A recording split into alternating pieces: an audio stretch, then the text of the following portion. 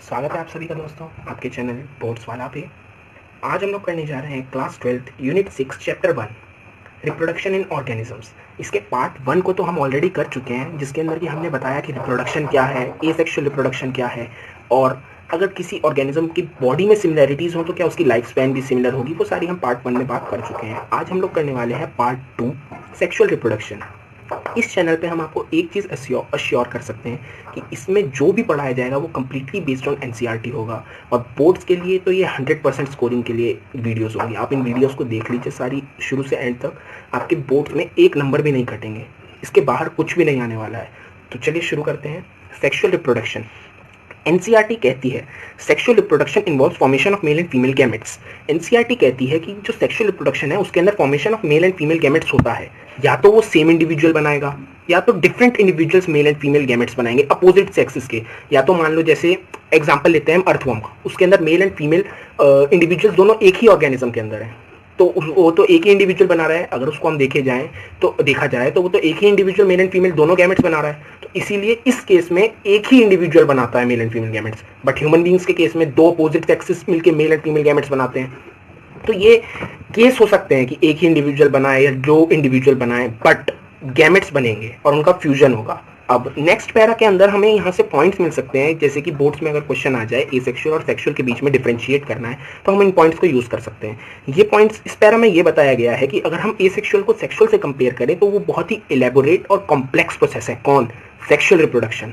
Complex और slow भी है, यानी कि लंबा, देर, स्लो और मुश्किल प्रोसेस है sexual reproduction as compared to asexual reproduction. Asexual reproduction में क्या होता है, एक तरीके से सेल डिवीजन को भी हम रिप्रोडक्शन मान लेते हैं सिंगल सेल ऑर्गेनिज्म के केस में। बट सेक्सुअल रिप्रोडक्शन में बहुत सी स्टेजेस को क्रॉस करना होता है, तब जाके हम एक सेक्सुअल रिप्रोडक्शन की मैच्योरिटी या फिर उसकी स्टेज को अटेन कर पाते हैं। वो स्टेजेस आगे दे रखी हैं, वो मैं आपको भी बताऊंगा, तो यहाँ से हम वही ले सकते हैं। और इसके अंदर एक पॉइंट और इंपॉर्टेंट है जो कि कहता है कि इसके अंदर पेरेंट्स एग्जैक्ट कॉपीज नहीं होते हैं। यानी कि जैसे कि हमने एसेक्सुअल में पढ़ा, जो पेरेंट्स होते हैं कि वो जो पेरेंट्स के इंडिविजुअल्स ऑफस्प्रिंग्स होते हैं वो एग्जैक्ट कॉपीज होते हैं अपने पेरेंट्स के। बट इस केस में सिमिलैरिटीज हो सकती हैं, सिमिलर हो सकते हैं, बट एग्जैक्ट कॉपीज नहीं हो सकते, क्लोन्स नहीं कह सकते हैं उन्हें, क्योंकि फ्यूजन होगा, जाइगोट का फॉर्मेशन होगा, उसमें वेरिएशंस आएंगी।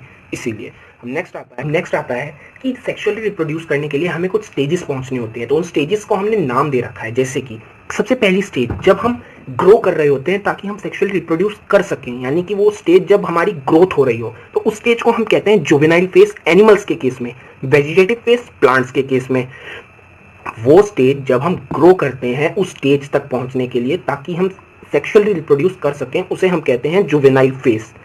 यानी कि जैसे कि हमारा बर्थ हुआ, उसके बाद हमने 15 to 16 ईयर्स हमें लग गए एक स्टेज पे पहुंचने के लिए ताकि हम सेक्सुअली रिप्रोड्यूस उसके बाद कर सकें, ऑफस्प्रिंग्स प्रोड्यूस कर सकें।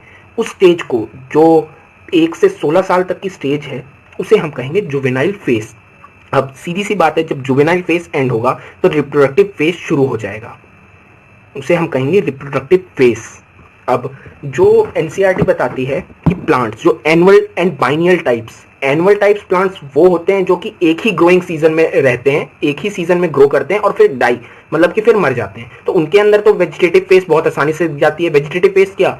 वो फेज जब वो ग्रो कर रहे हो, और रिप्रोडक्टिव फेज जब उनमें फ्लावरिंग हो गई हो, उसे हम कहेंगे रिप्रोडक्टिव फेज।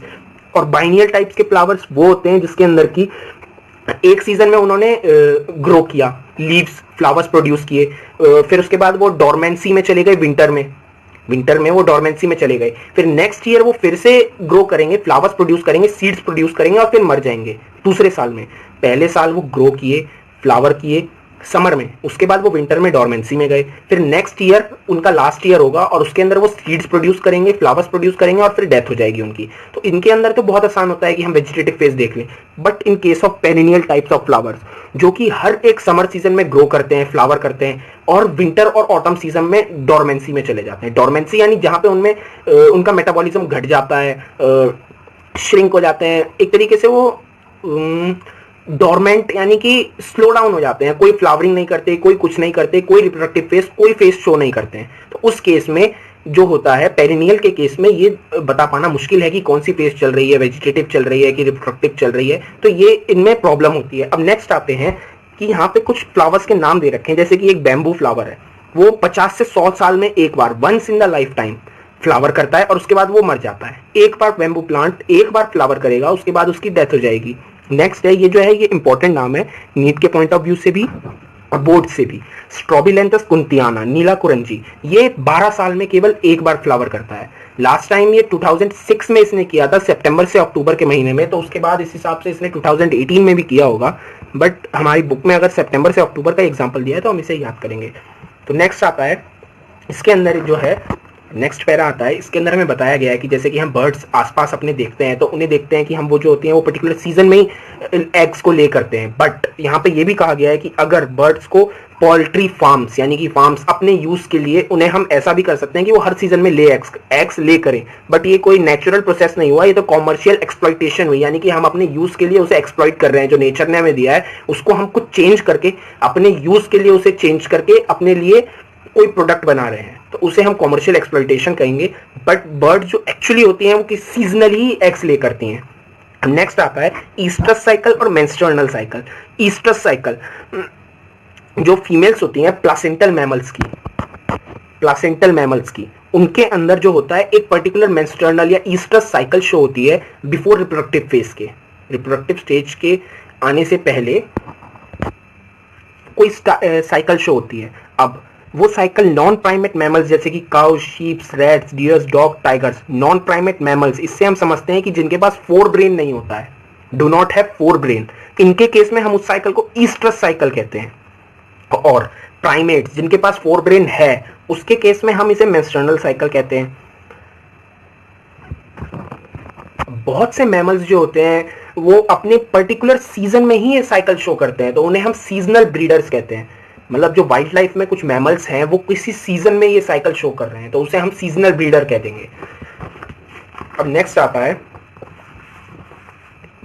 और कुछ मैमल्स होते हैं जो कि पूरे साल यानी कि हर सीजन में एक्टिव रहते हैं, तो उन्हें हम कंटिन्यूअस ब्रीडर्स कहते हैं।